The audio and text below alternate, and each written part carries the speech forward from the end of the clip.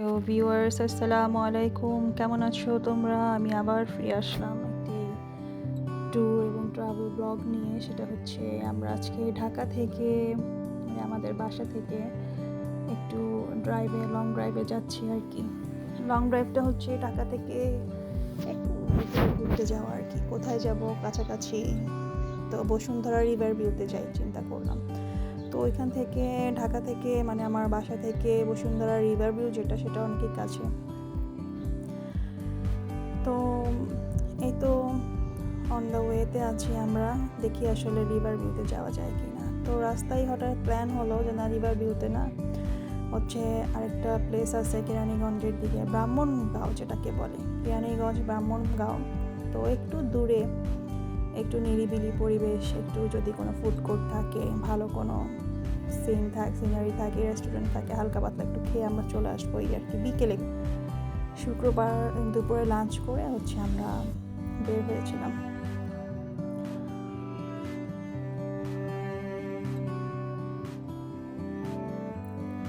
বাচ্চারা হচ্ছে গাড়ির মধ্যে বসে কিচিরমিচির করছে। যেহেতু শীতে আমরা উইন্ডোটা লক করিনি, একটু সবুজ গাছপালার যে বাতাস, সেই বাতাসগুলো আমরা একটু এনজয় করবো ভেবেছি। সো দ্যাট গ্লাসগুলো আর লাগানোর চেষ্টা করিনি।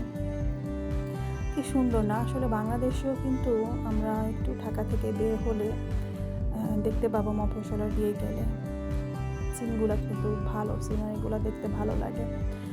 যারা ঘুরো ফিরো এবং ট্রাভেল করো, এখন তো ইদানিং অনেক ট্রাভেলার আছে, ভালো লাগে আসলে একটু বের হলে বাচ্চাদের নিয়ে ভালোই লাগে।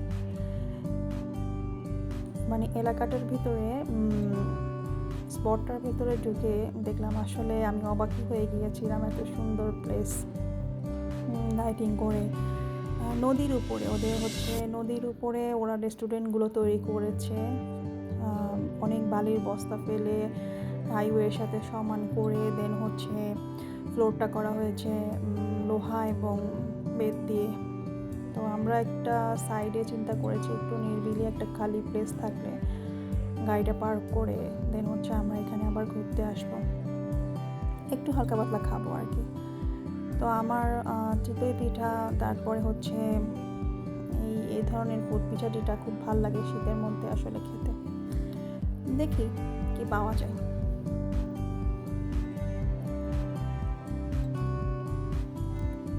একটু ফটোশ্যুট তো করতেই হয়, একটু রেস্টুরেন্টগুলো একটু ঘুরে ফিরে দেখলাম আর কি।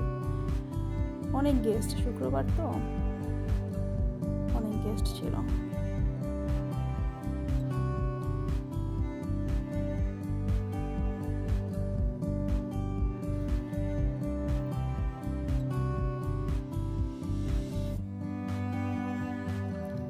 অনেক রেস্টুরেন্ট, প্রায় 8-10টা রেস্টুরেন্ট আমরা এরকম দেখেছি, ফ্লোটিং যেটা।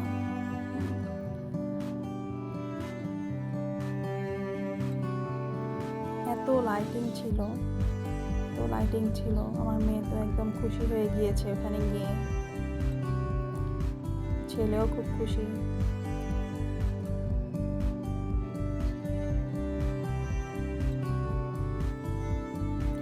এই যে হচ্ছে আরেকটা রেস্টুরেন্টে আমি আবার উঠলাম, দেখি কি অবস্থা।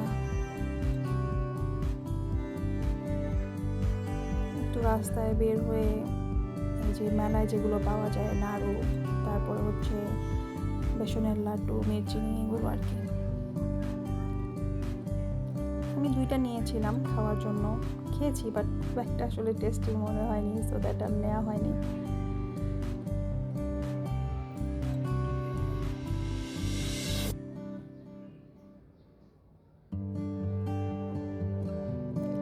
আসলে ঘুরতে গেলে একটু দূরে ডিফারেন্ট একটা প্লেস হলে ভালো হয়। তো গ্যাদারিং প্লেসে যেতে আসলে ভালো লাগে না।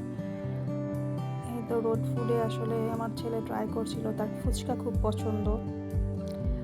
ফুচকা আসলে পানিপুরি যেটাকে বলে, পানিপুরির ভেতরে একটু ঘুগনিও দেওয়া ছিল।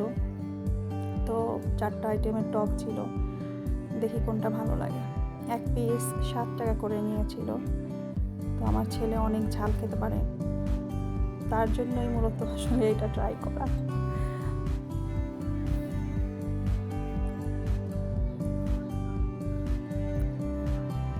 মা ছেলে ট্রাই করছিলাম, আর আমার মেয়ে হচ্ছে দেখে দেখে আমাদেরকে হাসছে, আম্মু তোমরা এত ঝাল খেতে পারো।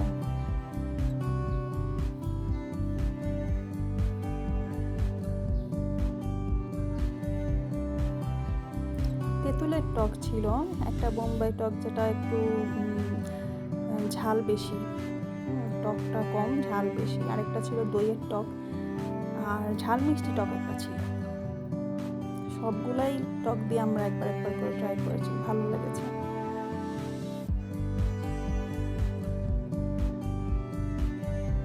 আমার আসলে এইসব রোড ফুড খেতে ভালোই লাগে। খুব যে হাইজেনিক হতে হবে, খুব গুছানো পরিবেশে খেতে হবে, সবই আসলে আমার হজম হয়, আল্লাহর রহমতে সমস্যা হয় না। তোমাদের দোয়ায়, মুরব্বীদের দোয়ায় আল্লাহর রহমতে প্রবলেম হয় না।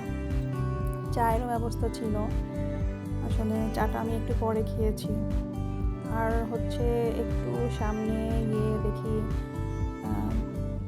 চিতই পিঠা বিক্রি করছে একটা দোকানে। আমি আর আমার ছেলে একটু হাঁটতে গেলাম, মেয়ে ছিল আর তোমার ভাইয়া আর হচ্ছে যে ফ্রেন্ডটা আমাদের সাথে গিয়েছিল উনি একটু সামনের দিকে একটু টেস্ট করছিল, গাড়ি একটু ড্রাইভিং করার ট্রাই করছিল।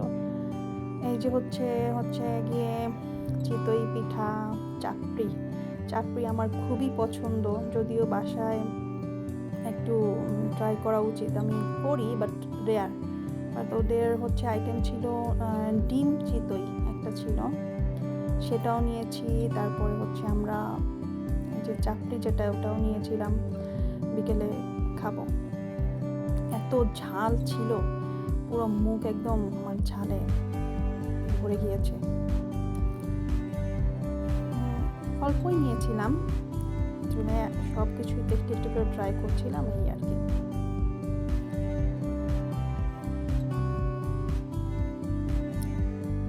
বারবিকিউ ফিশ তেলাপিয়া ছিল 450 করে, এটা নিয়েছি, এটাও খেয়েছিলাম আমরা রাতের ডিনার হিসেবে, এই আর কি।